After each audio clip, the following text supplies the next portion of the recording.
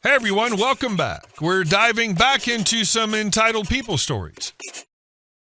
Today we've got three tales of people who thought they could throw their weight around and discovered that authority doesn't protect you from consequences. One involves a manager who demanded a sweater come off in a freezer, another a VP who insisted on 3 months ahead deadlines, and the last a dockyard worker who learned that 650 acres is a long walk. Here we go. My boss demanded I remove my sweater in the freezer. This is technically my boyfriend's story, not mine, but he gave me full permission to share it because, in his words, he's too lazy to make his own account. He told it to me with the biggest grin on his face and opened with, "My boss learned today who not to be petty with." That alone should tell you exactly the kind of energy he brought to this shift. If you know him personally, you already know he has zero patience for arbitrary power trips. If you don't know him, just imagine someone who will follow rules so precisely that it becomes a weapon. He works retail, the kind of store with a backroom maze of coolers, freezers, stock shelves, and a tiny break room wedged between it all. On this particular day, he was working in the back, nowhere near customers, bouncing between the freezer and the break room to restock items. It was freezing in there, and since he wasn't on the sales floor, he had his own plain sweater on over his shirt. Nothing offensive, nothing inappropriate, just something warm enough to keep him from turning into a popsicle while hauling boxes. He planned to take it off before heading back out front. Enter his manager, who'd apparently woken up that morning craving a minor confrontation. She walked into the back, spotted the sweater, and immediately said, "That's not corporate approved." He calmly explained that he was only in the back for about 15 minutes and would remove it before returning to the floor. He even pointed out that no customers could see him. She wasn't interested in reason. "Take it off now," she insisted, doubling down like she'd caught him embezzling funds instead of wearing knit fabric. So he did. No argument, no dramatic sigh, just a nod, and the sweater came off. The thing about my boyfriend is that once you pull the corporate policy card, he will happily play it back at you with interest. He knows that employee handbook better than most of the supervisors do. If we're going to be technical, then let's be very technical. About an hour later, he was restocking the freezer again without the sweater. Every few minutes, he had to step out because he was physically shivering. He'd walk into the hallway, rub his arms, wait until he could feel his fingers again, then go back in. After about 20 minutes of this cycle, the same manager wandered over and watched him do it for a minute. "What are you doing?" she asked sharply. "Stocking the freezer," he replied, completely straight-faced. "But it's pretty cold in there." She stared at him like he'd just informed her that water is wet. "Well, why don't you grab one of the jackets and gloves?" she said, clearly annoyed at the inefficiency. That was when he delivered it. "Oh," he said casually, "because if you read the employee handbook, those jackets and gloves technically aren't corporate approved either. The cooler jackets they keep on hooks, not officially listed. The freezer gloves, same story." She blinked at him, realizing exactly what he was doing. He wasn't arguing, he wasn't raising his voice, he was complying with her logic. She grumbled something under her breath and walked away. He continued his freezer dance, stepping out every 5 to 10 minutes to maintain safe working conditions, as he later phrased it to me with exaggerated seriousness. Productivity dropped, but policy was intact. If warmth wasn't corporate approved, then neither was efficiency. This is the part that kills me. She told him to follow the rules, so he did. She forgot the rules, also say nothing about jackets. He's not being difficult, he's just being consistent. And now her shift is falling apart because she picked the wrong thing to enforce. An hour and a half later, she came storming back. "I've been trying to reach you over the communication system for the last 20 minutes, she snapped. "Why aren't you responding?" He looked down at the earpiece sitting unused on the shelf. "Oh," he said, feigning realization. "That's because those aren't corporate approved either." The store's radio system, like the jackets and gloves, had never actually been formally cleared in writing. She stared at him like she was deciding whether to scream or laugh. "You're really going to be this petty?" she demanded. He didn't even flinch. "I don't know what you're talking about," he replied. "I'm just following corporate standards." That was the line that broke her. For the remainder of his 7-hour shift, he operated exactly within the narrowest interpretation of every written rule. If it wasn't explicitly approved, he didn't touch it. No unofficial shortcuts, no practical solutions, no bending for convenience. When something slowed down because of that rigidity, he simply shrugged and reminded anyone who asked that he was adhering to policy. By the end of the shift, the manager approached him again, but this time the edge was gone. She looked exhausted, like someone who'd just spent hours wrestling with her own decision. "I get it," she said finally. "Okay, I need to know how to pick my battles." He met her eyes and said, "You absolutely do." When he told me that part, I nearly spit out my drink. If I didn't know him personally, I might have thought he was embellishing. But I do know him, and that's exactly something he would say without blinking. He doesn't go looking for fights, but if someone insists on enforcing nonsense, he'll comply so thoroughly that they'll rethink the nonsense. Apparently, since that day, she's been a little more selective about what hills she chooses to die on. Funny how quickly corporate approved becomes flexible when it's inconvenient for management. And our second story. We followed my manager's rules so perfectly that he removed himself from oversight entirely. I work as a senior graphic designer for a company for 5 years now. Originally, it was only a team of 3, a marketing manager, a marketing executive, and myself. The former 2 have since quit, and you'll find out later why. A huge part of my job is to handle a huge advertising schedule in a project management system, PMS, for which I design print/digital ads for. Enter my difficult micromanaging manager. He's the VP of Sales and Marketing who's been with the company for 30-plus years. His way of quality control is to force all our marketing materials to go through an approval process in our PMS in which everyone else has to give their feedback, and only then will my manager give the final sign-off once it reaches him. On top of that, he insists on being copied on every notification for every single step of the way.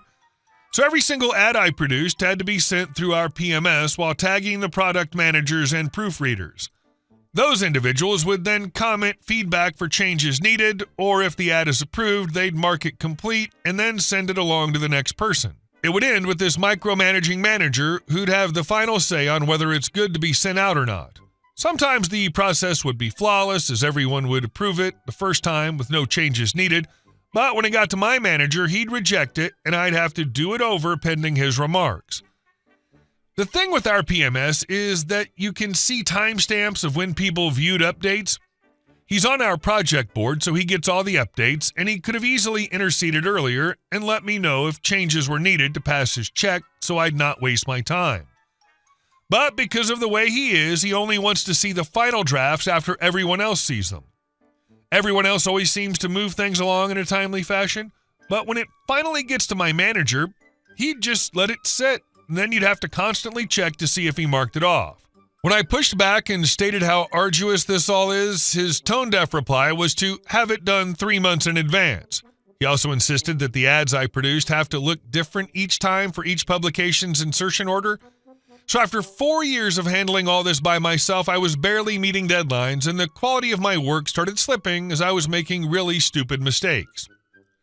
Every few months, I'd ask my manager if we're going to hire an additional designer for our department since we're doing more marketing, and every year I'd hear, "It's not in our budget right now."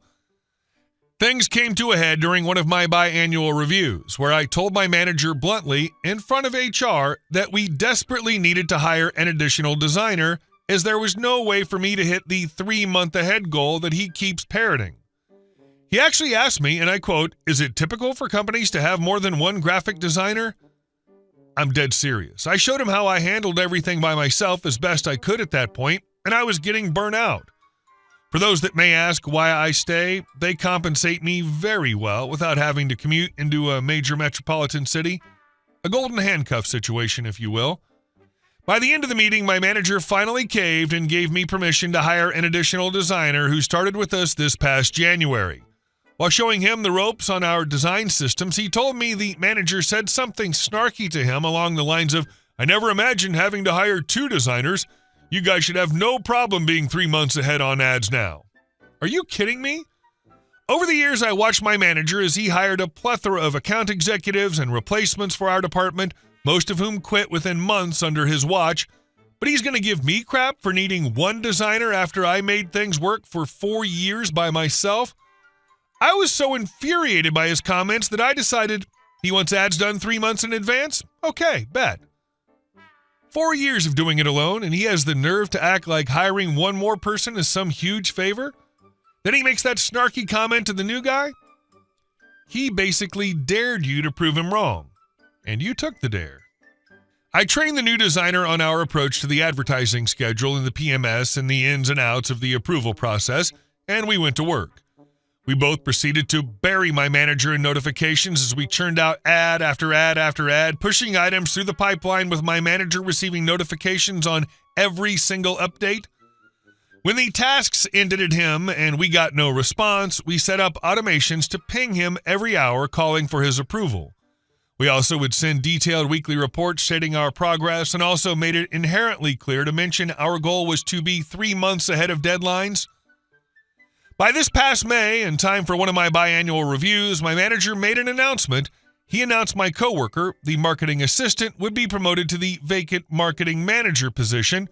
Furthermore, they would now be handling the advertising schedule and be the final point person going forward.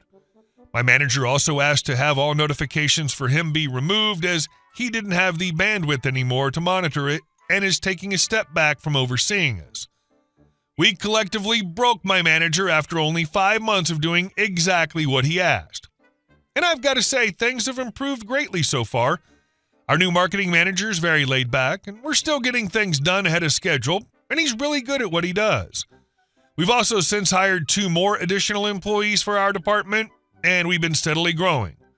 My newly promoted coworker recently joked with me and the junior designer about how he wanted to go over the advertising schedule for next year with our manager, but he elected to not see anything and fully trusted my coworker to handle it completely on his own. Funny how that works. And our last story. If you scratch it, I'll know. The last words of a man who didn't realize I was about to make him walk 650 acres. Many years ago, I was serving in the Royal Navy as a very junior officer, the kind who says yes sir a lot and spends most of his time running errands for people with more stripes on their sleeves. At the time, my ship was alongside at HMNB Devonport in Plymouth, the largest naval base in Western Europe.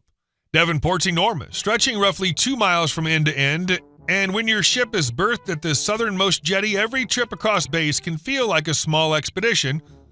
Through a mixture of luck and being in the right place at the right time, I'd managed to secure something almost mythical, a mobile car pass. For a sub-lieutenant, that pass was gold dust, as it allowed me to park in almost any available space and save me hours of walking.